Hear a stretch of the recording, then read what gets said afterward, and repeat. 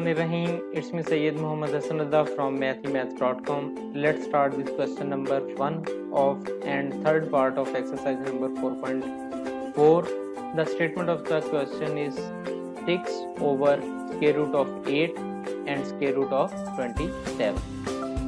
सबसे पहले तो हम जिस हद तक होता है इसको फैक्टराइज करके सॉल्व करने की कोशिश करते हैं। फिर देखते हैं कि बटे में हमारे पास या डिनोमिनेटर में हमारे पास स्क्वायर रूट क्या बचता है।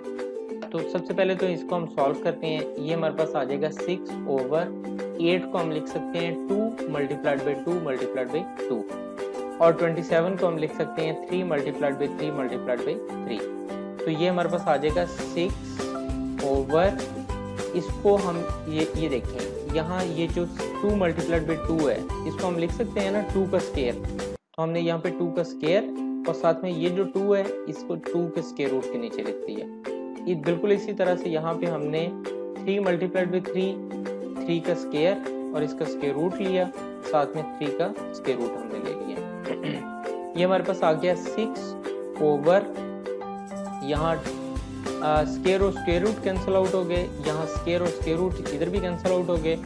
2 मल्टीप्लाइड बाई 3 एंड और जो स्क्वायर रूट के नीचे है ये आ जाएगा 2 मल्टीप्लाइड बाई 3 का स्क्वायर रूट। तो ये हमारे पास आ गया 6 ओवर 2 मल्टीप्लाइड बाई 3 यानी 6 ओवर 6 और 6 कैंसिल आउट हो गए।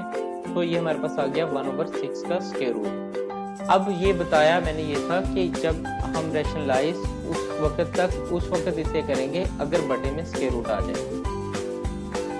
तो अब हम इसे रैशनलाइज करेंगे। रैशनलाइजेशन के लिए स्क्वायर रूट ऑफ 6 के साथ ही हम इसे मल्टीप्लाई करेंगे और स्क्वायर रूट 6 पर इसको डिवाइड कर देंगे। यहाँ स्क्वायर रूट ऑफ 6 1 के साथ मल्टीप्लाई होगा तो ये स्क्वायर रूट ऑफ 6 आ जाएगा। यहाँ square root of 6 multiplied by square root of 6 that is equal to square root of 6 का स्क्वायर। यानी अगर x मल्टीप्लाइड बाई x हो रहा है तो इसका ये मतलब है कि x का स्क्वायर हो जाएगा। यहाँ पे भी 6 का स्क्वायर रूट मल्टीप्लाइड बाई 6 का स्क्वायर रूट, इसका ये मतलब है कि स्क्वायर रूट ऑफ 6 का स्क्वायर। तो यहाँ पे स्क्वायर और स्क्वायर रूट कैंसिल आउट हो गए। तो हमारे पास फाइनली जो आंसर आया ये 6 का स्क्वायर रूट ओवर 6 आ जाएगा। इस क्वेश्चन का ये पार्ट भी कंप्लीट हो चुका है। अगर आपको इसमें कोई कंफ्यूजन है तो आप हमसे कांटेक्ट करें।